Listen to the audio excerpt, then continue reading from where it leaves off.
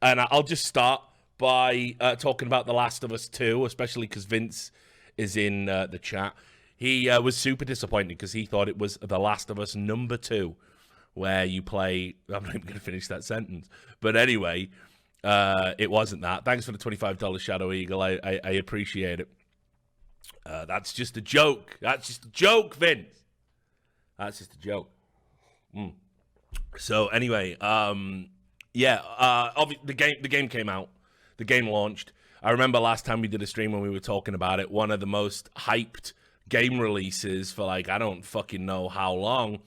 And I tried to tell everybody, Naughty Dog games are incredibly linear experiences. They don't have a lot of replayability. It's about world building, it's about storytelling, and mechanics, game mechanics within that world that's built. But generally, you're going to play through, and the experience you get is very similar to reading a good book, watching a good movie. That's what a Naughty Dog game essentially brings to you, and they do it very well. They do that kind of. I think there's value in that experience. I'll say, I don't know which I prefer, like the fake choices matter bullshit of Telltale, when in reality nothing really matters, or the kind of you're on rails, this is the story, this is the experience we want to deliver to you, and it's about joining the dots. You have freedom within the story beat, between the story beats, but you will be told the story we want to tell you.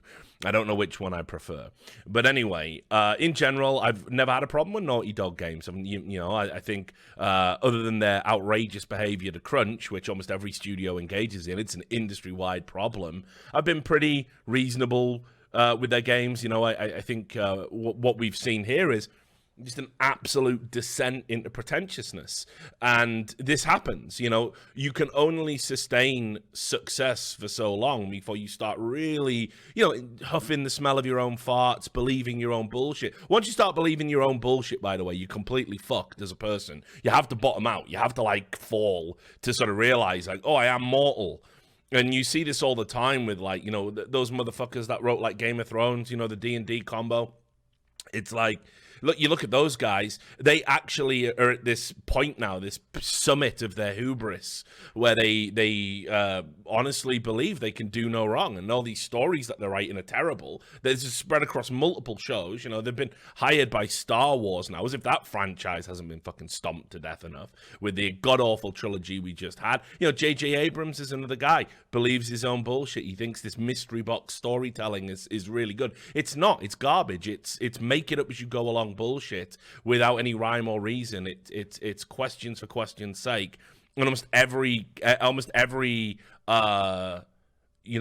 show he's been associated with has these like weird broad archetypes where it's like it builds intrigue, it builds mystery, and then it never satisfactorily resolves any of the story arcs. So I'm not really a fan of his either. But anyway, I think Naughty Dog, there was a few things that came in worth talking about just to set it up. First of all, there was an exodus of staff because of working conditions, ideological differences, which they call culture fits. Basically, a culture fit at a corporate in a corporate meaning is you aren't woke enough to work here anymore. You're not progressive enough, so in our opinion, fuck you. Or you said something in an email we don't like, out you go. That's what that means, the culture fit. Are you in our ideological hive mind? No, get the fuck out. We're a hive mind. We can't have any, non-hive related entities beaming consciousness into our creative process. So you end up seeing this repositioning of Neil Druckmann. He was always like a creative director and a co-writer. He always had inputs into the projects, but now he fires the main writer, or one of the main writers from The Last of Us 1, and inserts himself as the main writer for The Last of Us 2.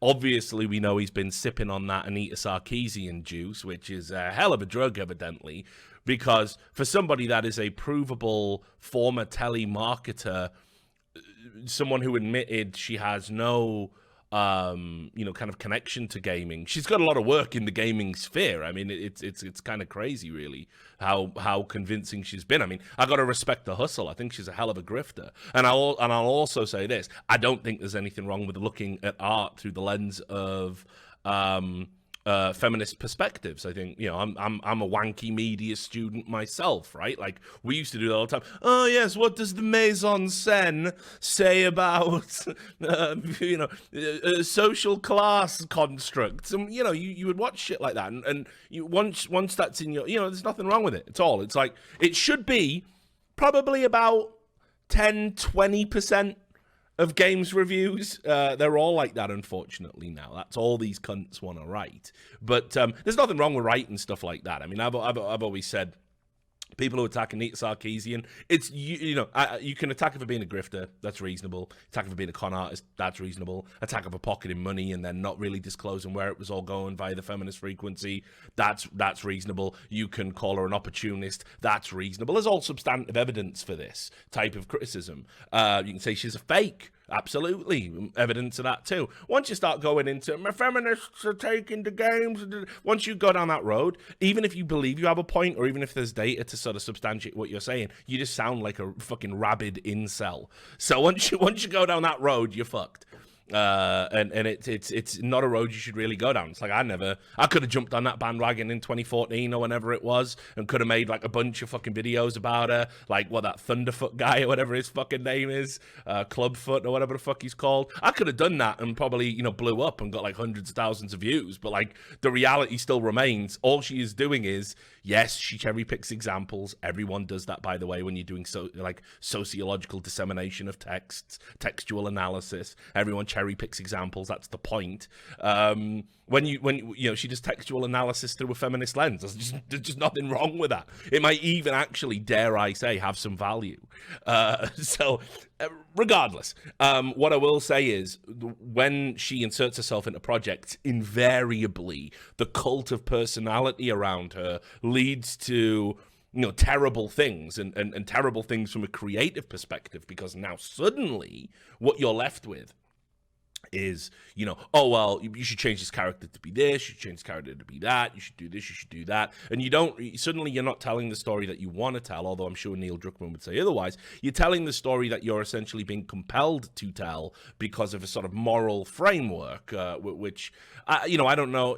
There's nothing wrong with this per se, but you can see the jarring effect of putting the first game, waiting 7 years, producing a sequel that has none of the same messaging, none of the same character beats, doesn't build on established relationships, because you want to tell a story that you believe is better for the society within which you're going to inject that art. That's fine. That's a noble cause. If you're trying to use art to improve the world, again, I'm with you. I can get on board with that. I'd chime with that. But what pisses me off is you didn't have the fucking bravery. You didn't have the bravery to just tell a different story. Maybe leave Joel out of it altogether. Maybe, have Ellie in it in only a fleeting capacity. You didn't go all the way with the story you wanted to tell. You leveraged the existing fan base and what they aspirationally wanted from the game to market an inferior product to them. That's essentially what you did. And if you want to get into it, just to let you know how fucking savage it is, and why I believe anyone that's criticizing The Last of Us 2, if I actually think you've got more than a good right to be angry. I'm just trying to find this.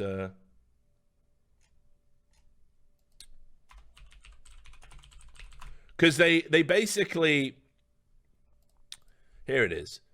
They basically showed a fake trailer. Essentially, they jerry-rigged the trailer, which, I don't know, maybe, I'm pretty sure that there's been trailers that have been manipulated in movies in the past.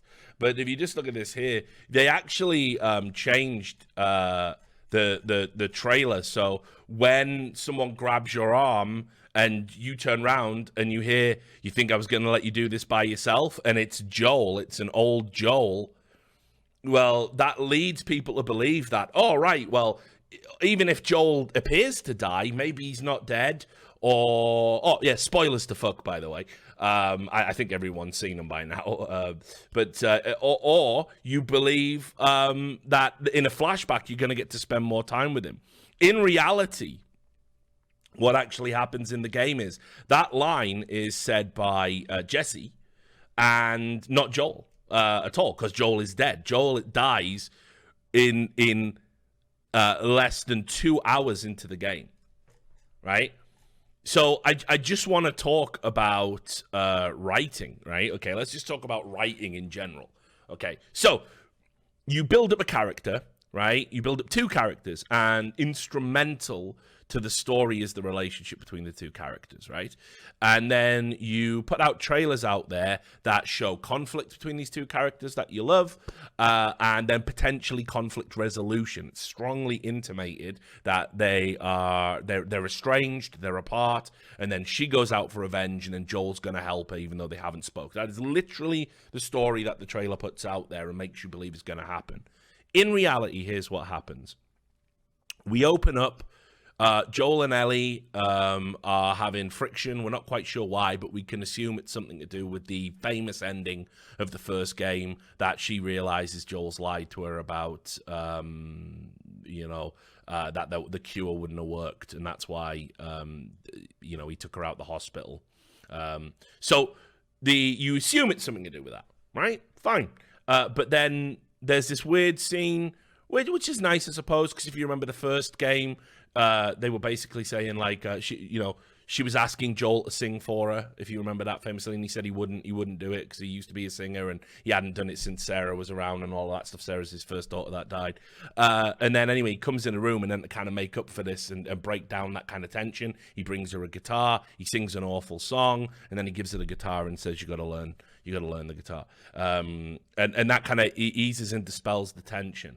But then we have a series of events. Long story short, Joel, despite being one of the most hunted men in this modern apocalyptic setting, not only saves a bunch of strangers without even knowing what their motives are or anything like that, then goes into a room with these armed strangers, all handshakes and smiles as if nothing's wrong, and one of them turns out to be the giant teenage girl. No, she wasn't trans, as I told you in my first video. That was a fucking load of shit that people made up, because it was very clear that she wasn't going to be the trans character in the game, but it was subverting your expectations of, big macho woman. Now, she's hilariously macho, honestly. They're calling her, Macho Mam Abby Savage, I believe, on Reddit, which is fairly accurate, because she's hench as fuck. Like, I used to be stacked in my fucking prime. I used to be fucking stacked in my prime, and I don't think I was ever as big as this broad. So, like, she's fucking out of control. But that's fine. Again, I don't really have any issue with it. She is a giant teenage girl, but that giant teenage girl is the daughter of an NPC, essentially, that you killed in the first game, who was the doctor that was going to operate on Ellie. And would have killed her in the process. And Joel fucks him up. I mean, we fucked him up, right? I mean, because obviously you do, because he's going to kill your daughter. So she then completely unceremoniously, and it's one of the most unsatisfying sort of deaths I think I've ever seen in any TV series. There's no build-up. It's not like a Ned Stark where you go, oh yeah, all of those mistakes. Well, you trusted him. You trusted Littlefinger. Whop, whop. None of that, right? Just no build-up. Just Joel behaving out of character and then killed by a teenage girl with a golf club. And he doesn't even know why it's happening. She says, do you know why, guess who I am? And he goes, yeah, whatever. Like, everyone wants to kill Joel. Everyone hates Joel. So, he could be any cunt. You are a giant teenage girl. I will give you that. So she smashes his dome in with a golf club, and that's it. And now apparently, if you watch carefully, just for extra heart rending, while Joel's lying there all fucked up, and Ellie's like saying "get up" before Abby drops the final blow. Apparently, he mouths "I love you." I didn't really see that one up, but I wasn't paying super attention to it. But whatever. And that's it. He's just dead. In less than 2 hours, they have killed off the character that they principally used in all of the marketing and advertising that is kind of at the heart of the game, along with the development of Ellie's character. And we don't know why. and although we sort of do, we have an inkling, and then it's for nothing. And on top of that, the game then just shifts. Yeah, you're now playing as Abby, by the way. And they just did it in such a ham-fisted, convoluted fashion. Because when you start playing as Abby, you go back to before she was a giant teenage girl and was just a teenage girl before she got on the fucking stegs. And you're running around frolicking with her dad who's still alive, and you chase a zebra. And it's like, yeah, I get it. Okay, she's human too, Like it's so pathetic, like that people would do it this way.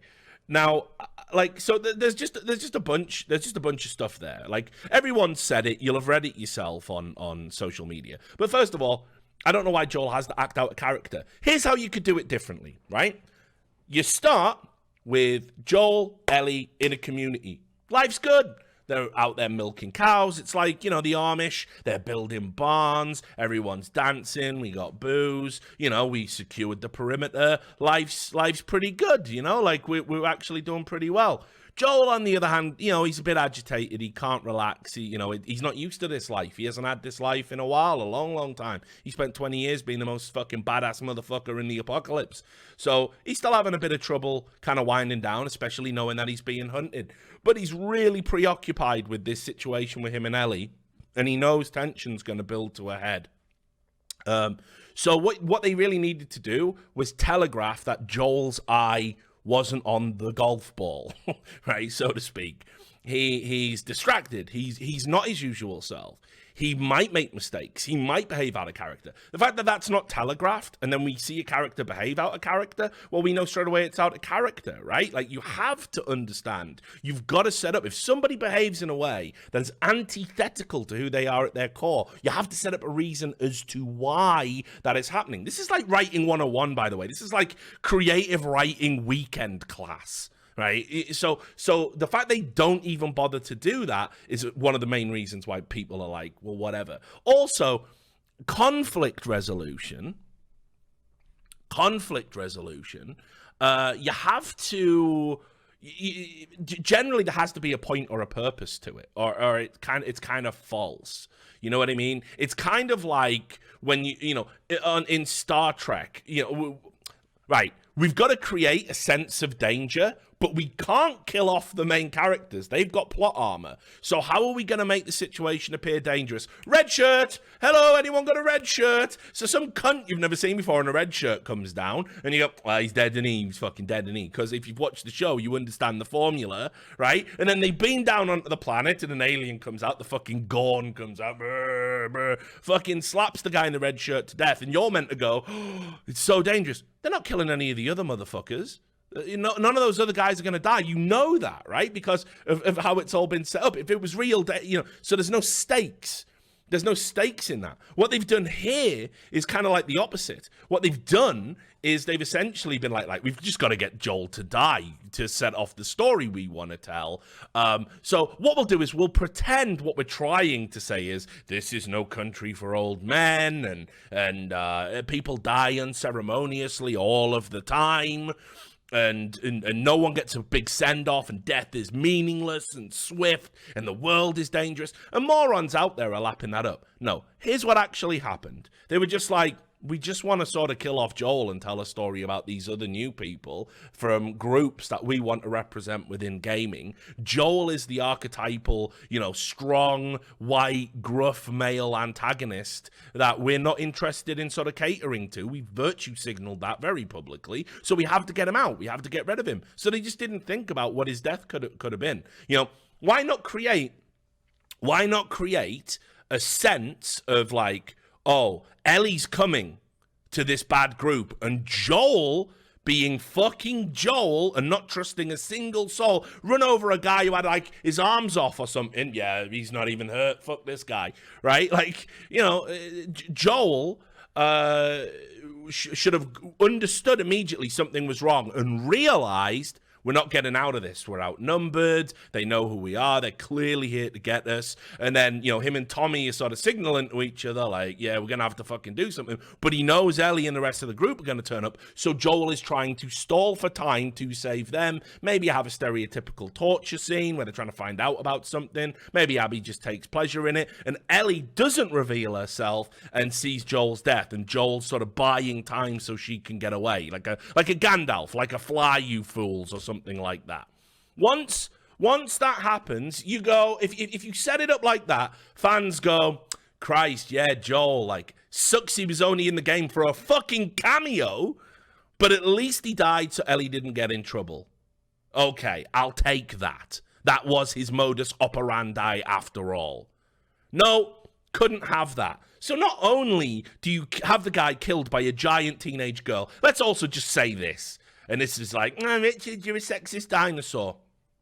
Joel killed every like hundreds, right? He killed hundreds. He was a survivor. Nobody got the drop on this cunt. He was so fucking strong and fucking just physically intimidating, and had that thing that any true hard man knows about. When you can sort of essentially just look at somebody and go, I don't even think of you as being worthy of empathy. I can just fucking hurt you, right? Like that torture clip when he's trying to find where Ellie is at the end of the first game in Winter, where he kills that guy and the guy says, listen, yeah, he was telling you the truth. And he goes, oh yeah, I believed him. And he just fucking kills him. He goes, he doesn't give a fuck. He'll torture you, he'll kill you, he'll do whatever it takes to protect him and his people he considers his fucking family. The guy is an animal. The guy is a savage. So the idea that a fucking guy like that gets killed by a teenage, it's absurd. It's absurd. You can make her as physically intimidating as you want. It's absurd. She's not a worthy foil or opponent. I'm not saying you have to bring in, like, you know, a fucking cave troll to kill him or something. But, you know, you've got to... You've got to fucking set it up. You've just got to set it up. You can't just have a teenage girl come in with a golf club, like... Remember me? No, you don't even know who I am. Smash. That's it. You just killed the hardest man in the world. Like, it's ridiculous. So, anyway... Ignoring all of that, the fucking Vince hadn't heard the Joel in one meme that's buckled him. Joel in one golf, yeah. So the reality is, then for the game to make you play as someone they've set up as completely unsympathetic, absurd. The order of the game should have been: here's Ellie, here's Joel. Problems, trouble in paradise. Joel's distracted. He's not his usual self. Ooh, people might be out there looking for him. Unrelated story now for 10 hours, right? They let that one sit and simmer in the back of your mind. You start playing as a teenage girl, a non-giant teenage girl who becomes a giant teenage girl because of gamma rays or whatever fucking happened. And you're playing as this girl, and you're like, oh, this is weird. Okay, new character I guess they're going to introduce. La, la, la, saving a zebra. La, la, la, here's my boyfriend. La, la, la, here's my dad. Oh, he's a doctor. Oh, he's a cool dad. By the way, as well, some of the writing is so on the fucking nose. It's like a fucking a right straight to the face. When she picks up the coin collection and goes, oh look, coins, yes, he has a coin collection. Lots going on in that simple trope, right? First of all, it harks back to an earlier time. He's collecting the past, you know, stuff like that. But also, we're on the other side of the coin. We're on the other side of the... Oh, Druckmann! Weed! Game of the year! Weed! Like, come the fuck on, man. Like, I'm like some fucking failed fiction writer hack, and I can see exactly what you're fucking doing. So anyway, they do that. You play as her. You have all these like touching moments. And by the way, the other side of the coin thing is set up all the time. You have that nice little moment, don't you, with Ellie, where he takes her to the dinosaur museum and puts her in the fucking rocket and puts a headset on because Joel is fucking dad of the year when he's not killing people, right? And fucking... And sometimes when he is, and they have that great time, and it's like really touching and poignant. Well, obviously, you see Abby go to the aquarium with her boyfriend, and again in this dilapidated, but they're trying to build these, overlapping similarities so you can empathize with Abby. That's the whole point of what they're doing there. So, right, anyway. So you go through, let's say, hypothetically, you do all that, you go through all of her life, and then they introduce it. Wow, Dad's a doctor. I wonder what he's working on. Probably the cure, right? Oh, Dad's a firefly. Wait, when was this? Oh, no. And you know now that her dad that you've got attached to, they're part of the fucking Fireflies back in time, and they are going to be the ones that kill Ellie. You then cut to fucking Joel killing her dad, and you're kind of left like, oh shit, fucking hell. That's a bit rough. I just got attached to those characters. And then we set it up, right? Now we're Abby in the future. Now we're Abby looking for Joel. Now it makes sense. You don't have to kill Joel. You should. I mean, they did one thing right in the sense that you don't actually have to physically bash his brains in. Press F to smash your hero, whatever. You didn't have to do that. But that would have just been so much better and so much more powerful a message. The character you've just spent half the game getting attached to is the person that kills Joel. But no, they do it the other way around, and they're trying to retroactively cram in these fucking stupid points about, this cycle of violence. Like, all there is the cycle of violence. It's a violent world. We get it. It was a cycle of violence in the first game. But the characters were likable. The characters were better written. You remember everyone. You remember all the bit part characters from The Last of Us 1, don't you? You remember Crazy Bill in that town by himself, the closet gay. You remember him, right? By the way, also, the idea that these games journalists have peddled that only homophobes are downvoting this game is so fucking hilarious. When the first game had Ellie as gay, Bill as fucking gay, and he's a badass bit part character that everyone loves, was played by the guy who plays Dan in fucking Deadwood, the absolute animal that fucking gouges that guy's fucking eye out in the fucking street, that huge fucking hench dude, and then goes and just gets a whiskey in fucking Al Swearengen's saloon, right? Dangerous Dan. Everyone loves him. Everyone remembers him. Then you had the DLC, which was literally about Ellie's first girlfriend. That was the entire DLC. All of these huge Metacritic ratings, 8.8, 8.2, first game, So, no, it's not that people are homophobic. It's that your game is shit. It's like the story you have told is absolute ass. You are going to have to accept that. So, let's just sort of come back down to some of the world building in this, because the world building. By the way, I want to say as well, just to insert this. This is like an unplanned, unscripted rant. I'm pressed for time, so I'm trying to muddle through all the points. But if you're watching this on YouTube and it's all over the place, and you're one of those people who type, "Haha, get to the point. Your videos would be so much better if you not." No, listen. People are here for the waffle. If you don't want to come here for the waffle, fuck off. No one gives a shit. But that's what people are here for generally. That's what my audience like. It's like listening to the deranged drunk in the bar. Not everything he says is great, but there's it's sprinkled, right? There's some good shit in there. So, just to talk about it, anyone giving this game a 0 is a fucking idiot. This game is not a 0 by any stretch of the imagination. It is a technical triumph. It looks next gen on the PS4. It has pushed that system to its limits. The lighting, the way it looks, it's got some of the best models of all time. Like the actual game itself has some improvements on the first.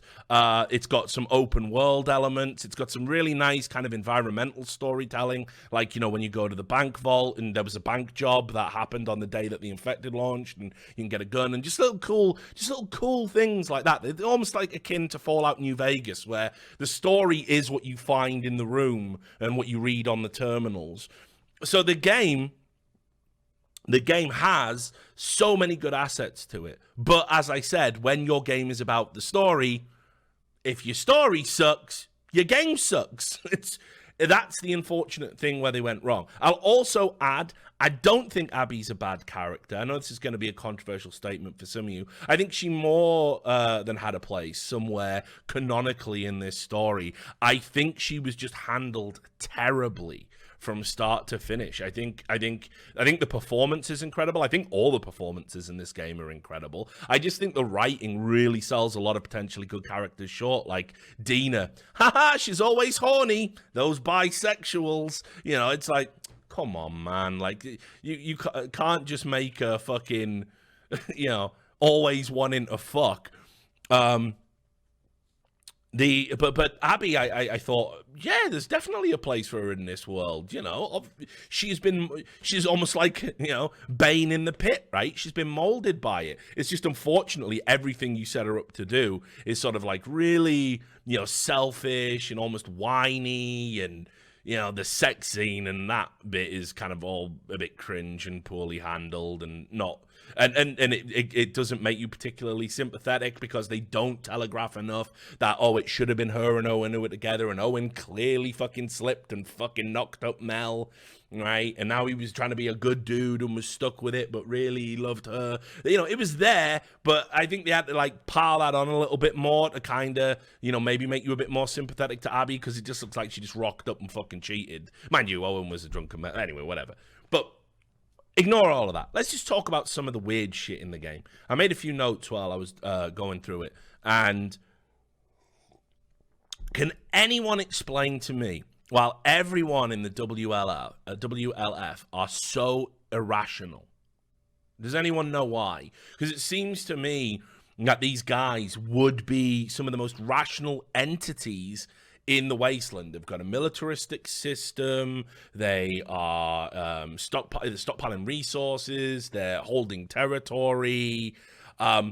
It just makes no sense to me how they behave. Let's just go into some things, right? So, right, they're at war with a religious cult, which, by the way, it looks like the leaks that were really overblowing that to a certain degree, but that they call the Scars. They have scars on their face. You know, they're all like, we must follow the old ways, and it was a real. It looks like a very clumsy and ham-fisted way to work transphobia into the story, basically, because one of the girls identifies as male, shaves her head, and then they're hunting her down for the grave sin of shaving her head, and identifying as male. So that was like just sort of fucking shoehorned in and handled really clumsily and sloppily. Again, I think there's bigger priorities in the apocalypse, but what do I know? So that happened, and so they're fighting the Scars, and they go in and they do this Apocalypse Now bit, right, where they fucking go in and they torch the village, and Abby was saved by the two kids, Lev, who is the trans character we're talking about, the boy, and she doesn't want him to get hurt, right? So Abby, is like, while they're coming into the village, like, tries to protect him, and the main guy in the WLF goes, "Step aside, Abby," and pulls like a gun out and is pointing at Abby. Abby is one of their best soldiers. Everyone knows her. They've spent this entire time in the game building up how everyone is reliant on her. You know, she's a bit of a fucking selfish fucking flake because of this revenge tip she's on, but she's super important to operations. And they're going to shoot her in the head because they want to kill a child that has already defected from the organization they're attacking. What is this? This makes zero fucking sense. No one's even talking about it. None of the YouTubers that are breaking, they just go, Joel would never give name. Yeah, right, listen, there's bigger problems with this fucking script, mate. Why would the head of the WLF kill one of their best soldiers because they're adamant they must kill a child that is no threat to them, that has already left the organization that they're at war with, and is helping them kill the fucking Scars? Why? Why? It doesn't make sense. It was just a bullshit way to set up nonsensical tension. A nonsensical conflict. And that's what they did. That's how it was. So, it was a way to have Abby have more bad guys. So that was ridiculous. Then at the end, right, because we'll get to the end, at the end, you have Abby. She's killed Jesse. She fucked up Tommy. And then she pieces out because all her friends are dead too, because Ellie kills Mel and Owen. And she pieces out and says, fuck it, you know, I'm off to California, right? So she goes up there, takes Lev with her, and we know Ellie is going to go up there and find her because Tommy, like, mind fucks her into doing it, even though she's ravaged with PTSD. So while she's up there, they just introduce a random group of, like, slavers who just capture her and Lev. And it's like, what? Why? No build-up, no explanation. It has a hilarious scene where a fat, like, Guy Fieri boomer lookalike right hooks this fucking kid into a garage door. Right? And it's fucking, like, boom, like, just out. But, and it's just so, like, he looks like a fucking ogre. So, but they didn't set these guys up. We know nothing about them. It's just, again, it's like some weird Deus Ex Machina, but it's not. It's like conflict Ex Machina. They just pull something out from fucking nowhere. And then, obviously, we know Ellie's going up there. So what they've set up now is, haha, you're going to have to essentially rescue Abby. And then she does, because Abby gets away and is like, she's put on the fucking tree of woe, like in Conan. You know, she's up there like, Rexor, crucify him. She's up there with Lev dying on these fucking pillars, and fucking she gets there and just cut. Like, this is where the game breaks. This is where the game completely breaks. Because while I understand Naughty Dog put story somewhere else, why not? If the message is revenge is bad, end the cycle of violence and hate, why not give me the choice? I went on the journey, right? So what have I learned? Just give me one of those fake whack-ass choices. If you make a Last of Us 3, which God, I hope you don't, but if you do, you can just canonically, you just retroactively change it anyway, so whatever the ending you want to be canon. Games do that all the time. But why not, right? Give me the choice of cut Abby down, let her go, leave Abby to die, cut Abby down and fight and kill her. Just give me those choices. Just give me those choices, or maybe even a fourth one. You and Abby fuck off together, realizing that, you know, after being locked in this like insane death cycle, because they do loads of things like with the parallels as well all the time. I already told you about a few, but you know, the way Abby's like a combination of Joel and Ellie. You're supposed to see traits of both in her, you know, with the PTSD and the nightmares, and yet also the way she looks after Lev, so she's got that, you know, parental thing that's going on.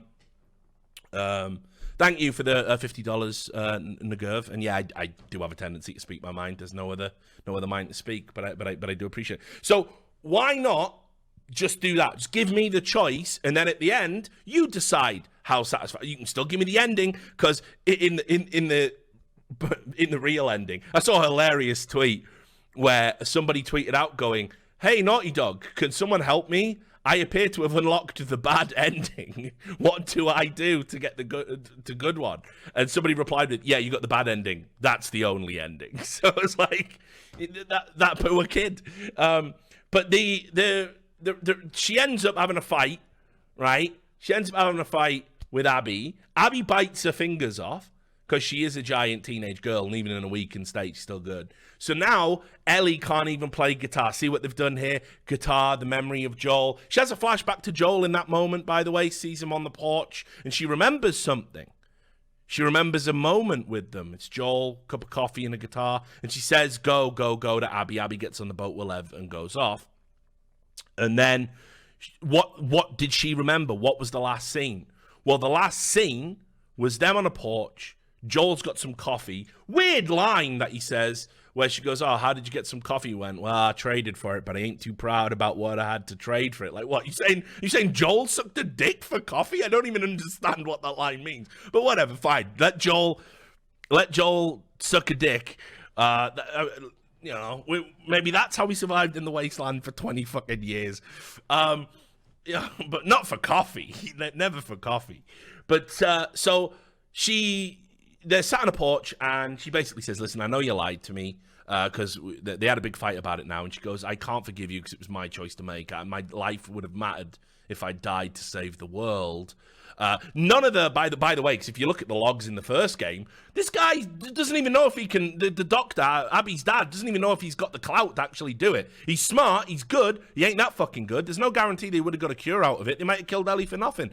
That's what I'd be saying if I was Joel. I'd be like, listen, these guys were fucking dog shit doctors. This was like some fucking, back alley shit. But anyway, he didn't. He sits there and she goes, "I would like to." She goes, "I don't know if I can forgive you, but I would like to try." And he goes, "Well, I'd like that too." And he starts tearing up. And the last word he says to her is "yep" as she walks off. So now, why the flashback to Joel and why it's important? Because it was about the power of forgiveness. It was that she could forgive even Joel, who had done this like heinous thing to her, in the sense that he had stripped her of what she considers to be her purpose in life. And therefore she can forgive Abby for all of her transgressions as well. And she puts down the guitar that she can no longer play because she's got, like me, I think she literally had the same 2 fingers chopped off, which is how I know we're all in a simulation and nothing really matters. And then she just wanders off into the woods, and that's the end of it. So it would have just been so much better if you just gave me a choice at the end and let me decide whether I forgive Abby or not. Now, if you make all of the changes I've just laid out to you, the game is probably an 8 out of 10. It's nowhere near the first one. It just can't be. But the reality is that as it stands, I would feel comfortable giving it a 5, maybe. You could push it to a 6 if I really wanted to jack off about all the technical know-how and all the technical expertise. The fact that every games journalist out there has given this fucking game a 10 or a 9 or a 9.5 is absurd. That there is a handful of reviews that are even intelligently assessing how poor the story is. And as I said, it's I saw a tweet from Neil Druckmann where, remember, the head writer now on this game, and it was, "Just got back from watching The Last Jedi." What a hell of a movie. Incredible. I'm like, well, there you go. There you go. What are you going to do? What are you going to do? It's all over. Last Jedi, again, it's an objectively bad script with so many problems. So I think, unfortunately, like Naughty Dog, they've had that descent into pretentiousness, and this game is reflective of that. The story they told, it's never going to chime with fans, and that doesn't mean you should tell the story the fans just want to hear. Obviously, you shouldn't pander, but there has to be stuff that contextually makes sense, and it's never a bad thing to pander to fans if you want to make money. Fan service can be a blessing and a curse. You've got to be very careful with it. Just a dabble, do you? Not too much, so we don't end up with fucking, Game of Thrones fan fiction season 8, but just a little bit here and there to keep people coming back to drinking from the well, obviously. So horrible story and horrible game all round, and really tough for a lot of fans to adjust to it. I was kind of like collating all of the critique and tweeting a lot of it out because I think it is this weird situation where even now, with the YouTube reviews coming in, there's a lot of people that are like feeling kind of pressured to say that this game is good, and it's not as bad as people say, or the story's grown on me, or people are just sad because Joel dies. I think everyone expected Joel to die. It's just, you've got to handle things like that with just stuff that makes sense, a little bit of sensitivity, a little bit of intelligence. And it would have been a much more different reaction, I think. But there you go. Bottom line, guys, not worth $60 by any stretch of the imagination. And not worth your time, especially if you're a fan of the original. Watch a playthrough if you absolutely have to. There's plenty of good ones out there, ones with no commentary and stuff. And I probably missed out a bunch of just other stuff from the storyline. At least Tommy makes it through, right? At least we got Tommy. I'm all right with that. I can live with that. But yeah, the idea that this is like game of the year or a 10 out of 10, or what was it? One of the games journalists said, in a world where everything is John Wick, The Last of Us 2 is Schindler's List. Like, bruh. Like, Bruh.